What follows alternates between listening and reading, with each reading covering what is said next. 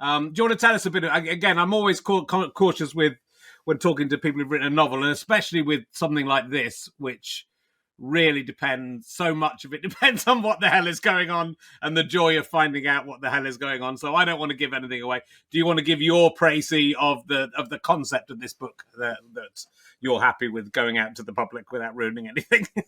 I will do that. Yeah, I mean, a long time ago, I had a hangover and I was in the bathroom and my hand looked wrong. You know, when you're sort of not physically right. And I was Yeah. looking at my hand and it was the wrong color for a hand and it was sort of the wrong. For a moment, I was convinced, I think, that it was someone else's hand. Yeah. And just that image of someone looking at their hand and it's like, it's not their hand. So, and I couldn't think of anything to do with it. And I actually wrote a 2000 AD Future Shock script, which was rejected for being too old-fashioned. So up yours, 2000 AD. And then I abandoned it. And then I finally saw a way of doing it. So it's about a man called Ricky, named after the Fad Gadget song, who wakes up, he's got someone else's hand. How does he know? It's a different size, a different shape. And the F word is written on the knuckles, which is a bit of a clue.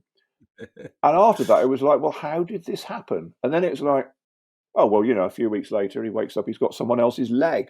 And you think, well, where's this going? This is going all the way, And then it develops. He meets other people who are in this position. And then it's like the explanation for it. I would say, and I wrote the book, it's an unlikely explanation, but then there is no likely explanation for waking up with someone else's hand on the end of your arm. And the way in for me was that sometimes when you write stuff, again, confidence, it's like, what voice is this? Because one thing about being from the West Country is anytime you do anything, you write something, people go, oh, I heard that in your voice. It's like, great, I've just written a novel set in, Florida with Americans in it. Everyone's hearing somebody going like, good morning, I'd like a Frappuccino, please, if you don't mind. So with one book I'd written, so I'd done, Sparks was sort of Douglas Adams, and it's very easy to go down that route badly. Yes. All my colours, I wanted to write a 1970s Stephen King novel.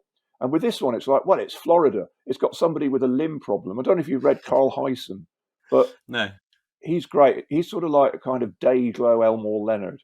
And in all his books, they're all set in Florida. They're all crime novels. They're very Elmore Leonard. And he has a running joke that in every book, somebody has something horrific happen to one of their limbs. Right. In one of his books, somebody is bitten by a rabid dog, which he then beheads, but the dog's head won't come off his hand. So it starts to rot and he becomes infected with dog disease. So I didn't go that. So my book is actually less extreme. But I wrote a Carl Hyson sci-fi novel. So no one's done that. So I'm safe there at least.